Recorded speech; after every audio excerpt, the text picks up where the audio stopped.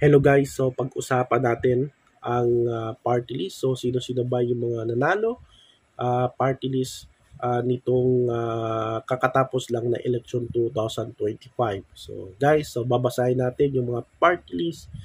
Sino-sino ba nakakuha ng 3 seats, 2 seats at 1 seat. So ito yung mga party list na mga nanalong party list. A total of 54 party list groups ang nanalo nitong kakatapos na eleksyon 2025. So, unahin natin yung 3 seats at merong tatlong party list ang kumuha ng 3 seats dyan sa Congress. So, una dyan itong Akbayan, 3 seats.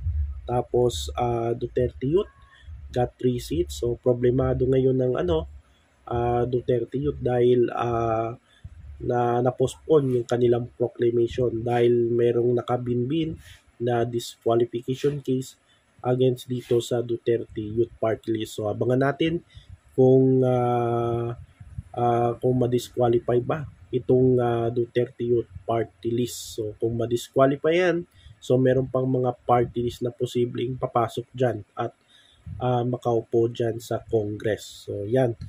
Isa pang party list itong Tingog. So meron din silang 3 seats. So tatlong party list ang merong 3 seats dyan sa Congress. So sa 2 seats naman, merong tatlo rin na tama ba? Tatlo din na party list ang nakakuha ng 2 seats. So isa dyan ang For Peace party list, ACT-CIS party list, at yung Ako Bicol. So meron silang 2 seats dyan sa meron silang 2 seats na upo dyan sa Kongreso. At yung 1 seat, so sino-sino ba yung mga party list na nakakuha ng 1 seat? So ito ay ang Uswag Ilonggo, Solid North Party o Solid North Party List, Trabaho Party List, Citizens Battle Against Corruption o SIPAC, Malasakit at Bayanihan, Senior Citizens Party List, Pwersa ng Pilipinong Pandagat, Mamamayang Liberal, FPJ Panday Bayanihan Party List, United Senior Citizens Party List, 4K Party List, LPG Marketers Association o LPGMA, Coop Natco. So matagal na itong party list. Itong Coop Natco, still nandyan pa rin sila sa mga party list groups. Kahit marami ng party list ngayon ay dala na ng mga political dynasty. No? So nandyan pa rin mga old na party lists. Tapos Ako Bisaya, Construction Workers Solidarity o CWS, Pinoy Workers, AGAP Party List, Asenso Pinoy, Agimat Party List. So Agimat nakakuha ng 1 seat. Rebilla yan. Alam natin yung Agimat Rebilla yan. So mga 3 Rebilla ang uupo dyan sa Congress. First district itong si Jolo. Tapos parang 3rd district si Lani. Tapos ito naman sa Agimat si Brian Revilla. So matindi na guys, no? Agimat party list. So 3 Revilla ang nandyan sa Congress. Buti na lang natalo si no? Si Bong Revilla. So 4 na sana 'yon. Tapos si 1 seat si TGP party list, Sagip party list, Alona party list, One Rider, Kamanggagawa, GP party, Kamalayan, tapos Bicol Saro, Kusog Tausug, Alliance of Concerned Teachers, One Kuo, KM ngayon na, Abante Mindanao o Abami, Bagong Henerasyon o BH Party List, kung saan gaya ng Duterte Youth ay na-postpone yung kanilang proclamation dahil din sa nakabinbin na disqualification case. Tapos TUCT, Trade Union Congress Party, Kabataan, APEC. APEC, matagal na rin itong party list. Still nandyan pa rin.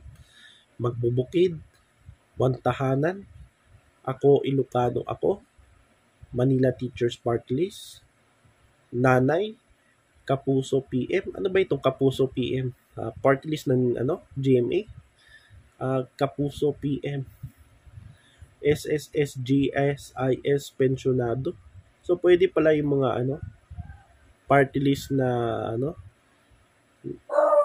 connected ba ito sa isang government parang government institution, itong SSSGSIS. So malaking katanungan nito, guys, no? Tapos one seat din yung Damper, Abang Lingkod, Pusong Pinoy, Swerte, at Pilreka. So yan yung mga party list na uupo dyan sa Kongreso. So a total of 54 party list groups. So yung mga senaryo, if itong Duterte Youth ay ma-disqualify kasi nasa 3 seats sila eh. So 3 seats, tapos itong BH, meron din silang ganun din, disqualification case, meron silang 1 seat, so may 4 na bakante na dyan sa party list group. So posible itong 4-piece dahil nasa 3.50% ay madadagdagan ng isa kapag na-disqualify yung Duterte Youth. Tapos itong Gabriela na nasa sumunod sa Pilreka.